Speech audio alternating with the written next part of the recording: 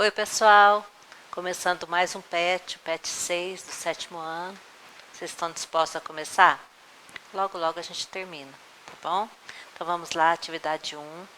Vamos iniciar com a atividade falando sobre conto, que é um gênero textual, narrativo, e que tem os elementos que compõem esse tipo de texto.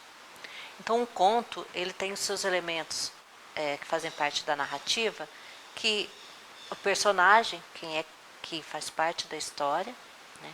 O lugar, o espaço onde acontecem as ações desse personagem, o tempo, quando que aconteceu ou aconteceram os fatos, o narrador, quem conta a história, né, os fatos, ele pode participar da história ou apenas ser o narrador observador. Se ele participa da história primeira pessoa, né, eu, nós, os pronomes. Se ele não participa, se ele é apenas observador, terceira pessoa, ele ou ela, eles ou elas. E a ação enredo, o que acontece na história. Tá? Então nós temos aí a história do Ícaro. O Ícaro, aí está só um fragmento, mas é uma história bem interessante, de uma mitologia grega, né? E o Dédalo era como se fosse o pai dele, como se fosse um engenheiro, né?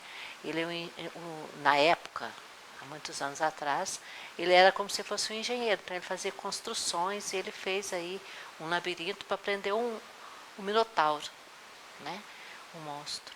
Só que aí, quando o rei descobriu que ele havia contado o segredo para alguém, prendeu ele e o filho, o Ícaro, nesse local. Mas ele, como ele era muito criativo, ele fez uma asa para ambos fugirem dali. Só que ele tinha avisado ao filho, né? Ele avisou ao filho que não era para o filho voar muito alto, porque poderia o sol derreter a asa, né? As asas da... E o filho, infelizmente, foi voando muito alto, caiu no mar, né? E aí você vai saber o desfecho dessa história depois. Tenta ler, é uma história legal, tá? Mas aí já tem um fragmento, né? Nesse fragmento tem as perguntas, quais são os personagens dessa narrativa, quem são as pessoas que fazem parte da história, quem são os personagens principais, obviamente que tem o personagem protagonista, ou os personagens, quem são os personagens secundários, que são os antagonistas, que contracenam. E na número 4, escreva abaixo a expressão que indica que os fatos acontecem no passado. Vocês podem observar os verbos aí, tá?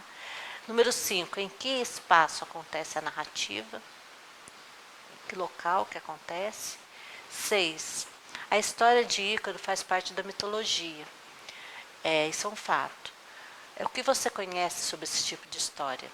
Então, se você não conhece, você pode acessar o site aí e aprofundar um pouco mais, se for do seu interesse, para você conhecer. Na atividade 2, nós temos aí um esquema, que é para você separar esse texto na situação inicial. Então, você vai começar onde começa e onde termina o início, a apresentação desse texto.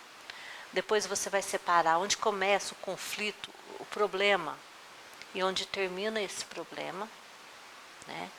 Onde começa o clímax, não é nem onde termina, porque o clímax está inserido ali no conflito, mas você vai identificar onde está o conflito, onde ele começa, onde ele para, e onde começa o clímax e termina esse clímax, que é aquela parte de tensão, né? Para ver se eles vão conseguir ou não, que vai caminhar para o desfecho. O desfecho é o final da história, tá? Na atividade 3, nós temos aí um poema do Patativa do Assaré. O Patativa do Assaré era um poeta do povo nordestino, ele retratava a miséria do sertão, do povo do sertão, né? E tem também a sua linguagem, os termos informais. Pergunta número 1, qual a finalidade do poema? Pergunta número 2, transcreva as palavras que rimam no poema. Vocês sabem que rima é a semelhança de sons, né, no final de cada palavra, de cada verso ali, né? E 3, o poema acima foi escrito por Patativa do Assaré, um escritor da literatura popular. Quais palavras do poema mostram essa perspectiva, né? Que ele era um poeta do povo, usava uma linguagem mais informal.